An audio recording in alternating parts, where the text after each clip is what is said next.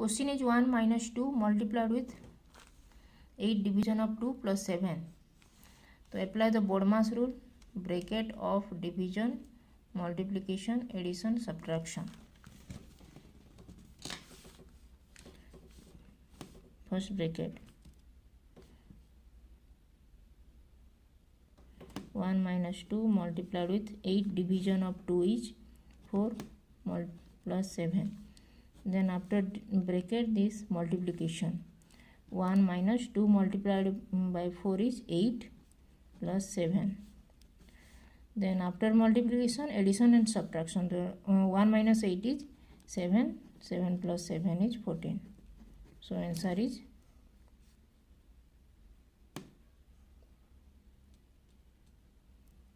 minus 7. This is 1 minus 8 is minus 7 plus 7. Minus 7 plus 7 is 0. So answer is 0. Please like this video and subscribe to my YouTube channel. Thank you.